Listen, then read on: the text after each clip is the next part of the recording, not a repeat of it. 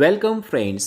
Today in this video we are going to learn about the poem from 10th standard English book unit number 3.1. Name of the poem is If. Let us see the poem first. Now we are going to see the information about the writer Rudyard Kipling. Kipling was born in 1865 and died in 1936. Rudyard Kipling was an English journalist, short story writer, poet and novelist. Kipling was one of the most popular writers in the United Kingdom in both prose and verse in the late 19th and 20th centuries. He was awarded the Nobel Prize for Literature in 1907 at the age of 42. He was the first writer writing in English to receive the prize.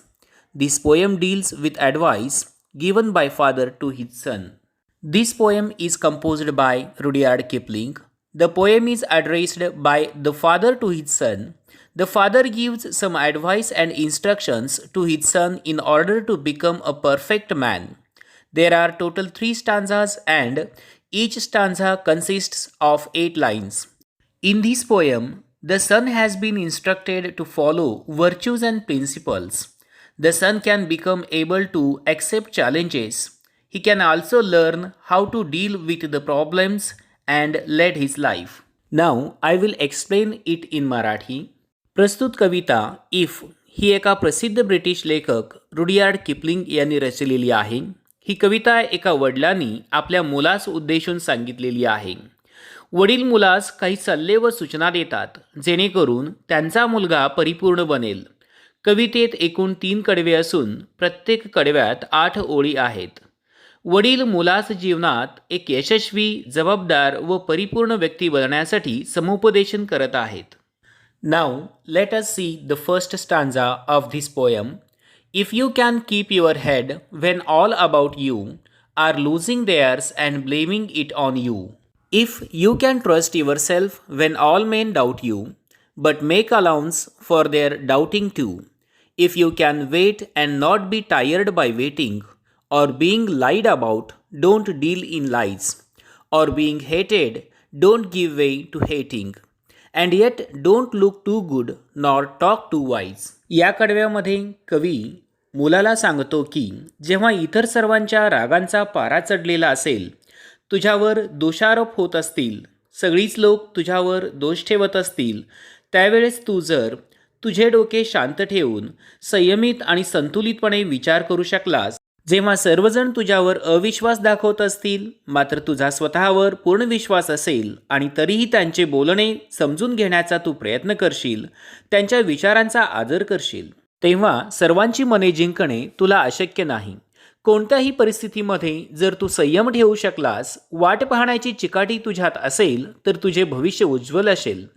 तुझ्याविषयी कुणी असत्य बोलत असताना तू शांत राहू शकलास आणि इतरांविषयी असत्य बोलणे, गैरसमज पसरवणे अशा गोष्टीपासून स्वतःला दूर ठेवू शकलास तर तू माणूस म्हणून तुझाच विजय असेल. आता यानंतर दुसरे कडवं पाहू.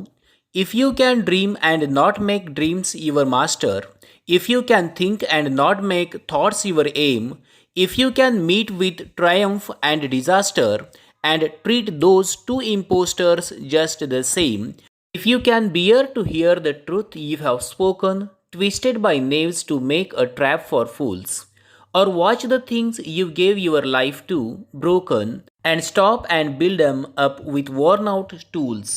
चला तर मित्रांनो, या कवितेचे मराठीत अर्थ पाहूयात. तू स्वप्ने जरूर पहा, पण स्वप्नांना तुझ्यावर सत्ता गाजवू देऊ नकोस.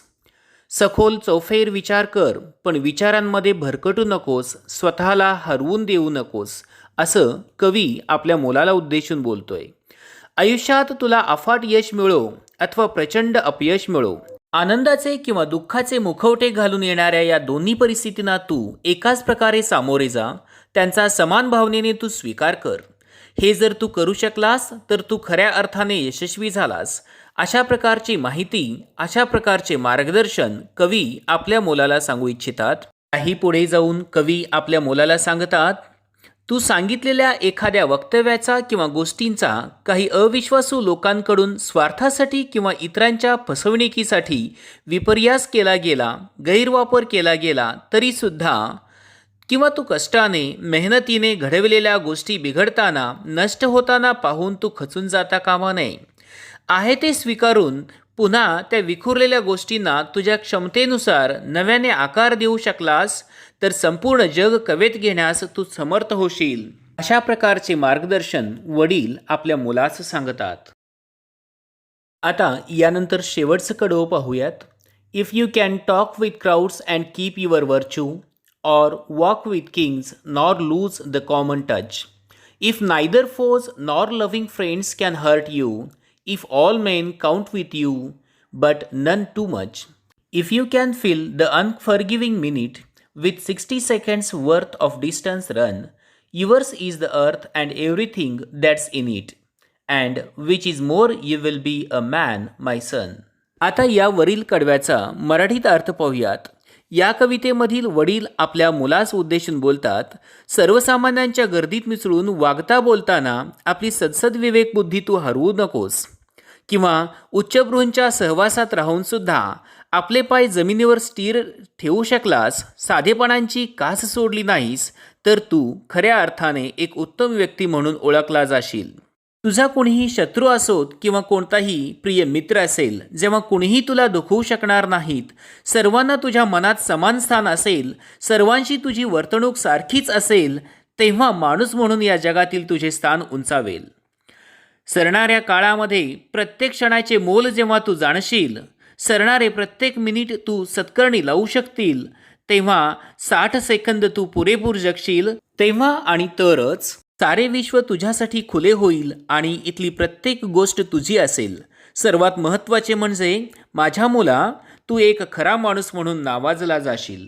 अशा पद्धतीने वरील 3 कडव्यांच्या माध्यमातून कवी वडिलांच्या माध्यमातून आपल्या मुलाला मार्गदर्शन करत आहे.